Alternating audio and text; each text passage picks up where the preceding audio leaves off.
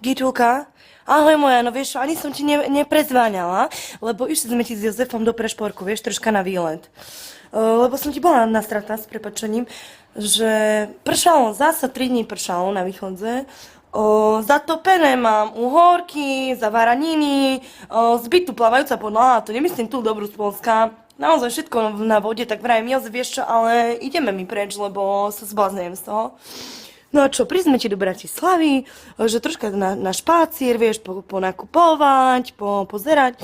No a čo, pekne ti tu je, vieš čo, pekne ti tu je. Sme v tej Ikei, kde ti by si neverila, to taký obchod, jak 4 kauflandy na sebe, hej, poskladaný.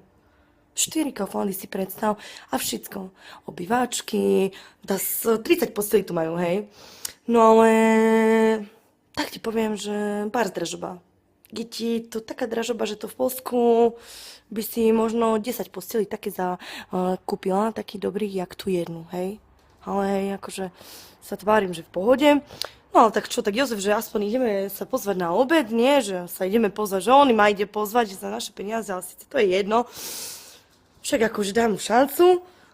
No tak sme ti aké si jedli, aké si kotbolárek, krantembule, neviem, čo, také gulky, aké si mesové, vravím. Za 4,50 5 guliek, tak to ja spravím za 4,50 dá 30 fašírok doma. A nie takých fašírok s onými, s krumplami, so švábkou, vieš čo. Tak také, to tu, vieš, tí bratislavčani asi na inej úrovni tak bývajú. A vravím, dobre, tak som už v tej Ikei, no tá aspoň rastliny kúpim. Tak som si povedala, že kúpim tie svokriné jazyky, či jak sa hovorí, lebo som čítala v záhradkárovi novom, že oni tak okysličujú, vieš. Oni okysličujú vzduch, že vypúšťajú ten oxid dusičnatý a vlastne, vieš, ako sa povie, Jozef Fajčiar, čo vyfajčí, dá z 30 cigariet denne Golden Gate, vieš, no tak nech doma príde, vieš, ako nech dýcha aspoň dobre, bo ho na čisto porazí. Dobre, vieš čo, Gitulka, idem, lebo už vidím, že Jozef tam čo si montuje, idem ho tam, nech mi tú hambu neporobí v tej Bratislave, hej? Čau moja, držkaj sa, čau.